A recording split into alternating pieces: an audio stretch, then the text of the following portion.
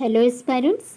आज हम बात करेंगे फिज़िक्स के बहुत ही अच्छे इम्पॉर्टेंट टॉपिक और काफ़ी interesting topic Newton's law of motion, यानी कि न्यूटन की गति के नियम। तो जब हम गति के नियम की बात करते हैं, ये मैकेनिक्स यानी यांत्रिकी का पार्ट होता है और हर तरह के एग्जामिनेशंस के लिए काफ़ी इम्पॉर्टेंट क्वेश्चन है।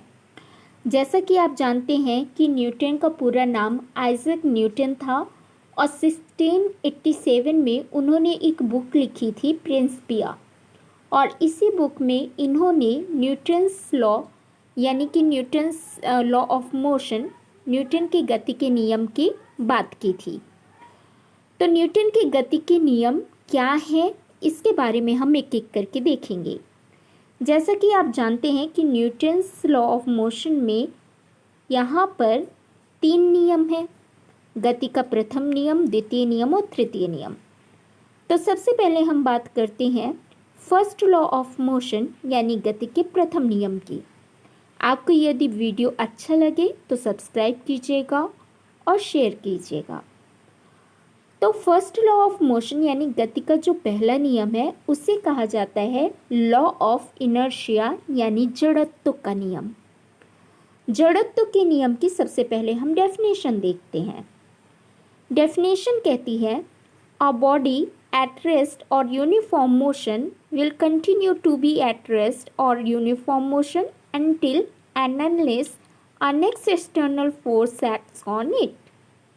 That means कोई भी चीज, कोई भी वस्तु यदि स्थिर अवस्था में है या गति अवस्था में है तो वह तब तक यथास्थिति में बनी रहेगी जब तक कोई बाह्य बल उस पर ना लगाया जाए।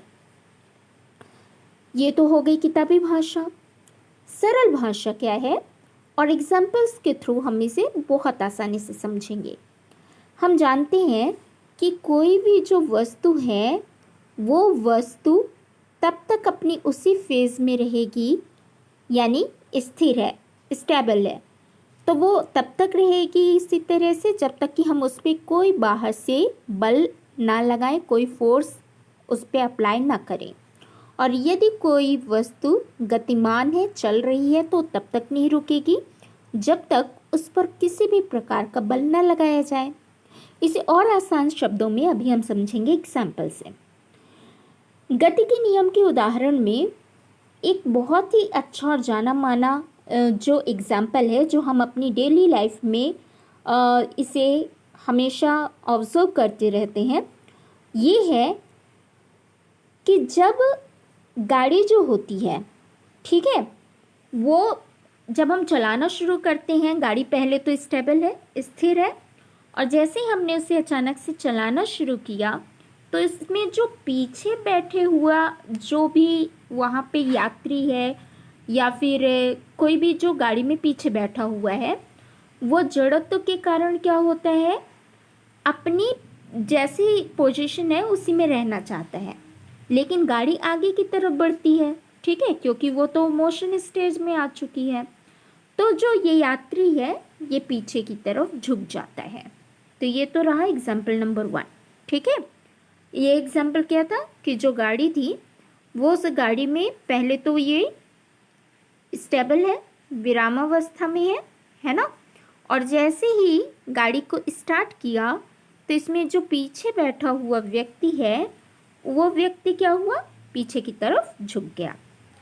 चलिए जड़त्व के नियम में ही दूसरा एग्जाम्पल हम देखते हैं, जो है कि यदि पेड़ों में जो फल लगे हुए होते हैं, इन फलों को यदि जोर जोर से हम इस पेड़ को हिलाने लगे तो ये जो फल हैं ये टूट करके नीचे की तरफ गिरते हैं, है ना। और तीसरा एग्जाम्पल जो है वो है यदि हम बस से ट्रैवल कर रहे हैं, ओके, तो इस चलते हुई गाड़ी में यदि अचानक से कोई ब्रेक लग जाए, ठीक है, ब्रेक लगा, तो ब्रेक लगने के कारण क्या होगा, गाड़ी जो होगी वो तो रुक जाएगी, लेकिन इनर्शिया का लॉ काम कर रहा है और जो सीट पे बैठे हुए लोग हैं वो क्या होंगे, ब्रेक लगते ही गाड़ी में आगे की तरफ झुक जाएंगे, है ना, आगे की तरफ क्या होंगे, झुक जाएंगे। तो ये तो एग्जाम्पल था। ये लॉ जो हमने पढ़ा ये था law of inertia, that means जड़त्व का नियम। ठीक है, पेड़ में ये फल एज इट इज़ है, जैसे ही हमने इसमें फोर्स अप्लाई किया वैसे ही क्या हुआ, ये फल टूट करके नीचे गिर गए, है ना। अब हम बात करते हैं न्यूटन के सेकेंड लॉ की, second law of motion. Second law of motion के अकॉर्डिंग क्या है, आपको पता है यहाँ बहुत फेमस फॉर्मूला है, F is directly proportional to ma। चलिए इसे हम डेफिनेशन से पहले देख लेते हैं। डेफिनेशन कहती है न्यूटन के दूसरे लॉ की, the rate of change of momentum of an object is proportional to the unbalanced force in the direction of the force. ठीक, किसी वस्तु के संवेग परिवर्तन की दर उस वस्तु पर लगने वाले असंतुलित बल के समानुपाती होती है और बल की दिशा में होती है ना। इसे हम एग्जाम्पल से समझेंगे कि न्यूटन का सेकेंड लॉ क्या कहता है। न्यूटन के सेकेंड लॉ में यदि हम देखें तो एक बहुत ही फेमस यहाँ पे कॉन्सेप्ट आता है जो कि काफ़ी ज़्यादा जाना माना एग्जाम्पल है, और यहाँ पर हम जानते हैं सेकेंड लॉ ऑफ जो मोशन है कि force equal to mass into acceleration होता है। अब हमें इसे देखना है एग्जाम्पल से। ठीक है, एग्जाम्पल में हम सब ने अपने डेली लाइफ में कई ऐसे लोग होंगे जो कि क्रिकेट के अच्छे फ़ैन होंगे और क्रिकेट काफ़ी खेलते होंगे। हम जानते हैं कि क्रिकेट में जब हम कैच कर रहे होते हैं तो कैच करते समय जो बॉल तेज़ी से आती है तो बॉल को कैच करते हुए हम क्या करते हैं, अपने हाथ को पीछे की तरफ ले जाते हैं, है ना। ऐसा करने से क्या होता है, ऐसा करने से जो यहाँ पर लगने वाला संवेग है वो थोड़ा समय कैप्चर करता है और हमें वो गेंद तेज़ी से नहीं लगती। दूसरा एग्जाम्पल देखें तो आपने इनको जो कराटे प्लेयर्स होते हैं इन सबको देखा होगा कि ये लोग बर्फ़ की जो झिल्ली होती है, सिल्ली होती है, उसको एक झटके में तोड़ देते हैं। ये भी न्यूटन का सेकेंड लॉ है। और एक जो डेली लाइफ का एग्जाम्पल है वो तो हमारे यहाँ पर जो गाड़ियों में शॉक एब्जॉर्बर लगे हुए होते हैं जो कि हमें बाकी झटकों से बचाते हैं। ठीक है, ऐसे जाने कितने एग्जाम्पल्स हैं जो कि स्पेशली जब हम खेल की बात करते हैं, स्पोर्ट्स की बात करते हैं, तो चाहे वो लॉन्ग जंप हो, उसमें भी हम देखते हैं कि लॉन्ग जंप में जो मिट्टी पे कूदता है खिलाड़ी तो उस मिट्टी को क्या कर दिया जाता है, उसको नम कर दिया जाता है, खोद दिया जाता है। ठीक है, इससे क्या होगा कि वो जो खिलाड़ी रहेगा वो कम चोट लगेगी उसको एज़ कंपेयर टू किसी सॉलिड सरफेस में जंप करने के। अब हम बात करते हैं नेक्स्ट लॉ की जो है थर्ड लॉ ऑफ मोशन। इसका एक और नाम है जिसे कहते हैं एक्शन रिएक्शन लॉ।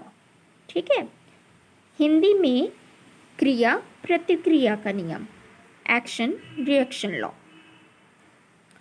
चलिए सबसे पहले हम डेफिनेशन देख लेते हैं। Third law states that for every action in nature there is an equal and opposite reaction.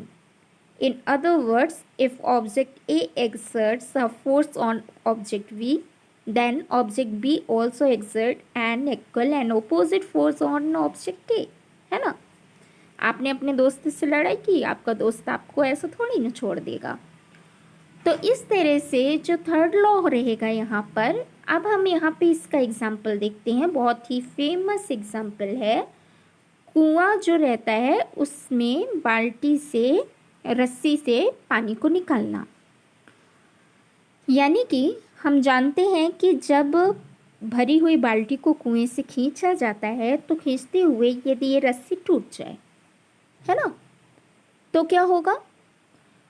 जो बाल्टी रहेगी वो कुएं की तरफ गिर जाएगी। यानी कि इधर से जितना फोर्स लग रहा है बाल्टी ही भी उधर से उतना ही अपोजिट फोर्स उस पर अप्लाई कर रही है।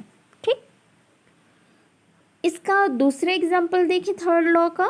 तो हमारे पास दूसरा एग्जाम्पल हो सकता है कि